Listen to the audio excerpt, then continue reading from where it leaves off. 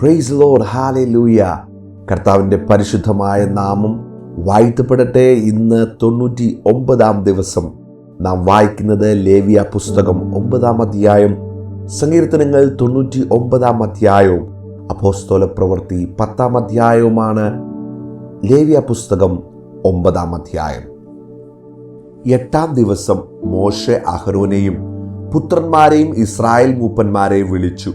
അഹരോനോട് പറഞ്ഞത് എന്തെന്നാൽ, നീ പാപയാഗത്തിനായി ഊനമില്ലാത്ത ഒരു കാളക്കുട്ടിയെയും ഹോമയാഗത്തിനായി ഊനമില്ലാത്ത ഒരു ആട്ടുകൊറ്റനെയും എടുത്ത് യഹോവയുടെ സന്നിധിയിൽ അർപ്പിക്കണം.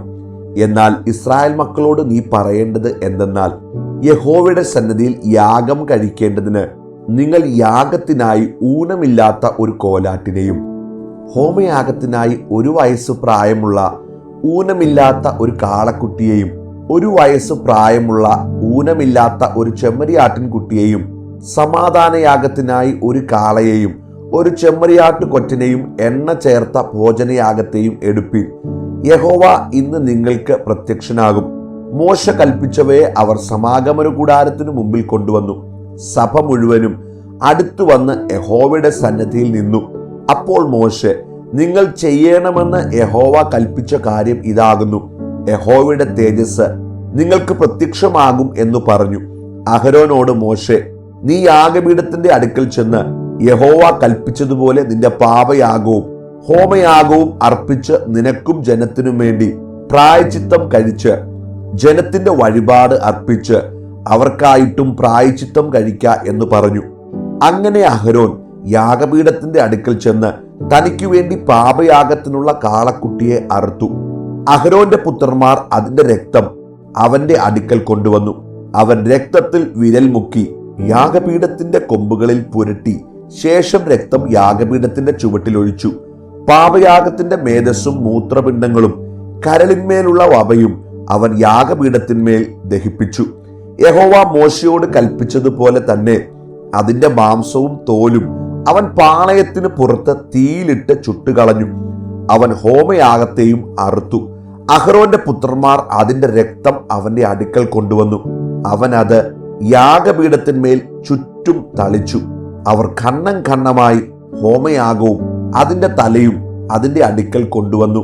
അവൻ അവയെ യാഗപീഠത്തിന്മേൽ ദഹിപ്പിച്ചു. അവൻ അതിന്റെ കുടലും കാലും കഴുകി യാഗപീഠത്തിന്മേൽ ഹോമയാഗത്തിൻ മീതെ ദഹിപ്പിച്ചു. അവൻ ജനത്തിന്റെ വഴിപാട് കൊണ്ടുവന്നു. ജനത്തിനു വേണ്ടി പാപയാഗത്തിനുള്ള കോലാടിനെ പിടിച്ച് അറുത്ത് മുമ്പിലത്തേതിനെ പോലെ പാപയാഗമായി അർപ്പിച്ചു.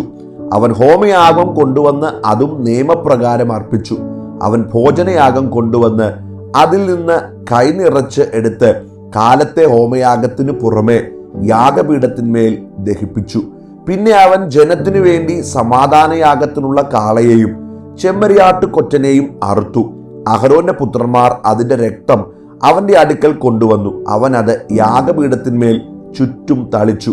കാളയുടെയും ആട്ടുകൊറ്റന്റെയും മേധസ്സും തടിച്ച വാലും കുടൽ പൊതിഞ്ഞിരിക്കുന്ന മേധസ്സും മൂത്രപിണ്ഡങ്ങളും കരളിന്മേലുള്ള വപയും കൊണ്ടുവന്നു. അവർ മേധസ് നെഞ്ചുകണ്ടങ്ങളുടെ മേൽ വെച്ചു. അവൻ മേധസ് യാഗപീഠത്തിന്മേൽ ദഹിപ്പിച്ചു.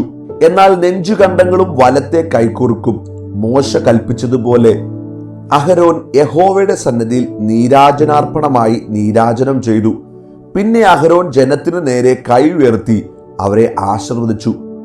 പാപയാഗവും ഹോമയാഗവും സമാധാനയാഗവും അർപ്പിച്ചിട്ട് അവൻ ഇറങ്ങിപ്പോന്നു. മോശയും അഹരോനും സമാഗമന കൂടാരത്തിൽ കടന്നിട്ട് പുറത്തു വന്ന് ജനത്തെ ആശീർവദിച്ചു. അപ്പോൾ യഹോവയുടെ തേജസ് സകല ജനത്തിനും പ്രത്യക്ഷമായി. യഹോവയുടെ സന്നിധിയിൽ നിന്ന് തീ പുറപ്പെട്ട് യാഗപീഠത്തിന്മേലുള്ള ഹോമയാഗവും മേധസ്സും ദഹിപ്പിച്ചു. ജനമെല്ലാം അത് കണ്ടപ്പോൾ ആർത്ത് സാഷ്ടാംഗം വീണു. 99-ാം സങ്കീർത്തനം. യഹോവ വാഴുന്നു, ജാതികൾ വിറയ്ക്കട്ടെ. അവൻ കെരൂബുകളുടെ മീതെ വസിക്കുന്നു, ഭൂമി കുലുങ്ങട്ടെ. യഹോവ സിയോനിൽ വലിയവനും സകല ജാതികൾക്കും മീതെ ഉന്നതനും ആകുന്നു. അവൻ പരിശുദ്ധൻ എന്നിങ്ങനെ അവർ നിന്റെ മഹത്വം ഭയങ്കരവുമായ നാമത്തെ സ്തുതിക്കട്ടെ.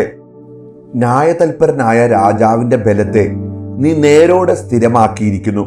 നീ യാക്കോബിൽ നീതിയും ന്യായവും നടത്തിയിരിക്കുന്നു. നമ്മുടെ ദൈവമായ യഹോവയെ പുകഴ്ത്തുവിൻ, അവന്റെ പാദപീഠത്തിങ്കൽ നമസ്കരിപ്പിൻ. അവൻ പരിശുദ്ധനാകുന്നു.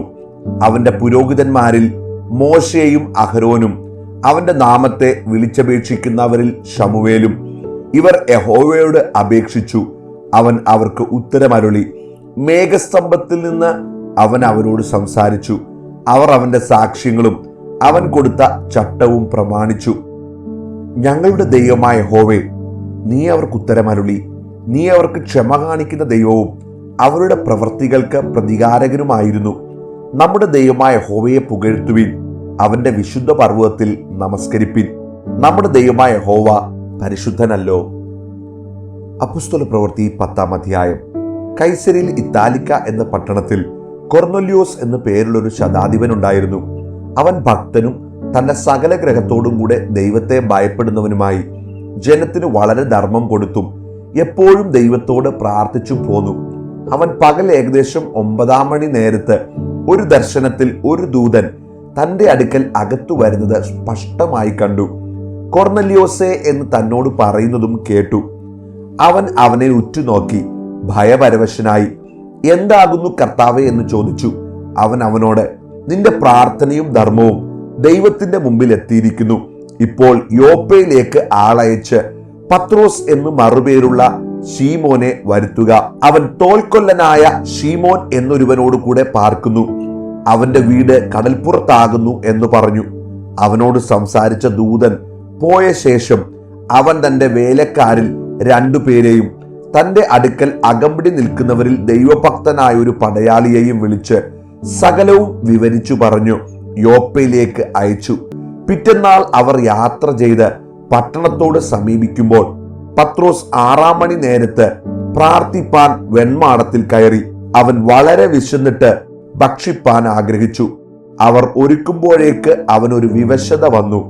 ആകാശം തുറന്നിരിക്കുന്നതും വലിയൊരു തുപ്പട്ടി പോലെ 4 കോണും കെട്ടിയിട്ട് ഭൂമിയിലേക്ക് ഇറക്കി വിട്ടൊരു പാത്രം വരുന്നതും അവൻ കണ്ടു. അതിൽ ഭൂമിയിലെ സകലവിധ നാൽക്കാലിയും ഇഴജാതിയും ആകാശത്തിലെ പറവയും ഉണ്ടായിരുന്നു. പത്രോസേ, എഴുന്നേറ്റ് അറുത്തു തിന്നുക എന്ന് ഒരു ശബ്ദമുണ്ടായി. അതിന് പത്രോസ്, ഒരിക്കലും പാടില്ല കർത്താവേ, മലിനമോ അശുദ്ധമോ ആയതൊന്നും ഞാൻ ഒരു നാളും തിന്നിട്ടില്ലല്ലോ. ആ ശബ്ദം 2-ാം പ്രാവശ്യം അവനോട്, ദൈവം ശുദ്ധീകരിച്ചത് നീ മലിനമെന്ന് വിചാരിക്കരുത് എന്ന് പറഞ്ഞു. ഇങ്ങനെ 3 പ്രാവശ്യമുണ്ടായി. ഉടനെ പാത്രം തിരികെ ആകാശത്തിലേക്ക് വലിച്ചെടുത്തു. ഈ കണ്ട ദർശനം എന്തായിരിക്കുമെന്ന് പത്രോസ് ഉള്ളിൽ ചഞ്ചലിച്ചു കൊണ്ടിരിക്കുമ്പോൾ കൊർന്നല്യോസ് അയച്ച പുരുഷന്മാർ ശീമോന്റെ വീട് ചോദിച്ചുകൊണ്ട് പടിവാതിക്കൽ നിന്നു. പത്രോസ് എന്ന് മറുപേരുള്ള ശീമോൻ അവിടെ പാർക്കുന്നുണ്ടോ എന്ന് വിളിച്ചു ചോദിച്ചു. പത്രോസ് ദർശനത്തെക്കുറിച്ച് ചിന്തിച്ചു കൊണ്ടിരിക്കുമ്പോൾ ആത്മാവ് അവനോട്, 3 പുരുഷന്മാർ നിന്നെ അന്വേഷിക്കുന്നു. നീ എഴുന്നേറ്റ് ഇറങ്ങിച്ചെല്ലുക. ഞാൻ അവരെ അയച്ചതാകൊണ്ട് ഒന്നും സംശയിക്കാതെ അവരോടുകൂടെ പോക എന്ന് പറഞ്ഞു. പത്രോസ് ആ പുരുഷന്മാരുടെ അടുക്കൽ ഇറങ്ങിച്ചെന്നു. നിങ്ങൾ അന്വേഷിക്കുന്നവൻ ഞാൻ തന്നെ. നിങ്ങൾ വന്ന സംഗതി എന്ത് എന്ന് ചോദിച്ചു. അതിന് അവർ, നീതിമാനും ദൈവഭക്തനും യഹൂദന്മാരുടെ സകല ജാതിയാലും നല്ല സാക്ഷ്യം കൊണ്ടവനുമായ കൊർന്നല്യോസ് എന്ന ശതാധിപന് നിന്നെ വീട്ടിൽ വരുത്തി നിന്റെ പ്രസംഗം കേൾക്കണമെന്ന് ഒരു വിശുദ്ധ ദൂതനാൽ അരുളപ്പാടുണ്ടായിരിക്കുന്നു എന്ന് പറഞ്ഞു. അവൻ അവരെ അകത്തു വിളിച്ചു പാർപ്പിച്ചു. പിറ്റന്നാൾ എഴുന്നേറ്റ് അവരോടുകൂടെ പുറപ്പെട്ടു. യോപ്പയിലെ സഹോദരന്മാർ ചിലരും അവനോടുകൂടെ പോയി. പിറ്റേന്നാൾ കൈസരിയിലെത്തി. അവിടെ കൊർന്നല്യോസ് ചാർച്ചക്കാരെയും അടുത്ത സ്നേഹിതന്മാരെയും കൂട്ടിവരുത്തി അവർക്കായി കാത്തിരുന്നു. പത്രോസ് അകത്ത് കയറിയപ്പോൾ കൊർന്നല്യോസ് എതിരേറ്റ് അവന്റെ കാൽക്കൽ വീണ് നമസ്കരിച്ചു. പത്രോസോ, എഴുന്നേൽക്ക, ഞാൻ ഒരു മനുഷ്യനത്രേ എന്ന് പറഞ്ഞ് അവനെ എഴുന്നേൽപ്പിച്ചു. അവനോട് സംഭാഷിച്ചും കൊണ്ട് അകത്ത് ചെന്ന് അനേകർ വന്നുകൂടിയിരിക്കുന്നത് കണ്ട് അവനോട്, അന്യജാതിക്കാരന്റെ അടുക്കൽ ചെല്ലുന്നതും അവനുമായി പെരുമാറ്റം ചെയ്യുന്നതും യഹൂദന് നിഷിദ്ധമെന്ന് നിങ്ങൾ അറിയുന്നുവല്ലോ. എങ്കിലും ഒരു മനുഷ്യനെയും മലിനനോ അശുദ്ധനോ എന്ന് പറയരുതെന്ന് ദൈവം എനിക്ക് കാണിച്ചു തന്നിരിക്കുന്നു. അതുകൊണ്ടാകുന്നു നിങ്ങൾ ആളയച്ചപ്പോൾ ഞാൻ എതിർ പറയാതെ വന്നത്. എന്നാൽ എന്നെ വിളിപ്പിച്ച സംഗതി എന്ത് എന്ന് അറിഞ്ഞാൽ കൊള്ളാം എന്ന് പറഞ്ഞു. അതിന് കൊർന്നല്യോസ്, 4 ആകുന്നാൾ ഈ നേരത്ത് ഞാൻ വീട്ടിൽ 9-ാം മണി നേരത്തെ പ്രാർത്ഥന കഴിച്ചുകൊണ്ടിരിക്കുമ്പോൾ ശുഭ്രവസ്ത്രം ധരിച്ച ഒരു പുരുഷൻ എൻ്റെ മുമ്പിൽ നിന്നു. കൊർന്നല്യോസേ, ദൈവം നിന്റെ പ്രാർത്ഥന കേട്ട് നിന്റെ ധർമ്മം ഓർത്തിരിക്കുന്നു. യോപ്പയിലേക്ക് ആളയച്ച് പത്രോസ് എന്നു മറുപേരുള്ള ശീമോനെ വിളിപ്പിക്ക. അവൻ കടൽപ്പുറത്ത് തോൽക്കൊല്ലനായ ശീമോന്റെ വീട്ടിൽ പാർക്കുന്നു എന്ന് പറഞ്ഞു. ക്ഷണത്തിൽ ഞാൻ നിന്റെ അടുക്കൽ ആളയച്ചു. നീ വന്നത് ഉപകാരം. കർത്താവ് നിന്നോട് കൽപ്പിച്ചതൊക്കെയും കേൾപ്പാൻ ഞങ്ങൾ എല്ലാവരും ഇവിടെ ദൈവത്തിന്റെ മുമ്പാകെ കൂടിയിരിക്കുന്നു എന്ന് പറഞ്ഞു. അപ്പോൾ പത്രോസ് വായ് തുറന്ന് പറഞ്ഞു തുടങ്ങിയത്, ദൈവത്തിന് മുഖപക്ഷമില്ല എന്നും ഏതു ജാതിയിലും അവനെ ഭയപ്പെട്ട് നീതി പ്രവർത്തിക്കുന്നവനെ അവൻ അംഗീകരിക്കുന്നു എന്നും ഞാനിപ്പോൾ യാഥാർത്ഥ്യമായി ഗ്രഹിക്കുന്നു.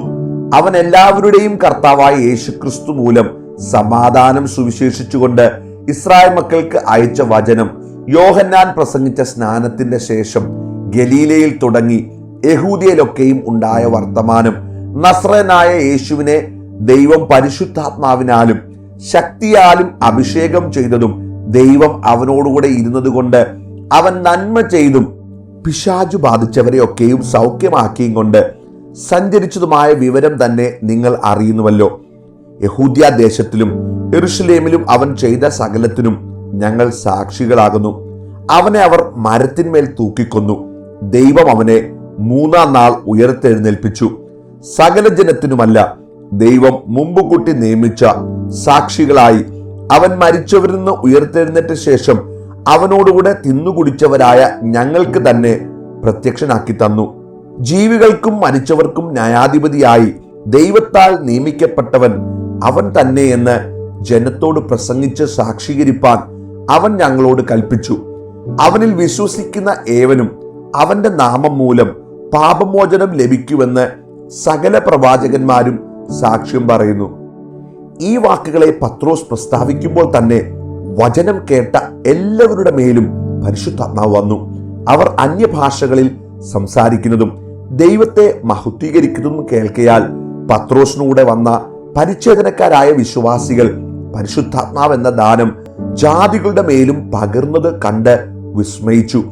നമ്മെ പോലെ പരിശുദ്ധാത്മാവ് ലഭിച്ച ഇവരെ സ്നാനം കഴിപ്പിച്ചു കൂടാതെ വണ്ണം വെള്ളം വിലക്കുവാൻ ആർക്ക് കഴിയും എന്ന് പറഞ്ഞു. പത്രോസ് അവരെ യേശുക്രിസ്തുവിന്റെ നാമത്തിൽ സ്നാനം കഴിപ്പിപ്പാൻ കൽപ്പിച്ചു. അവൻ ചില ദിവസം അവിടെ താമസിക്കണമെന്ന് അവർ അപേക്ഷിച്ചു.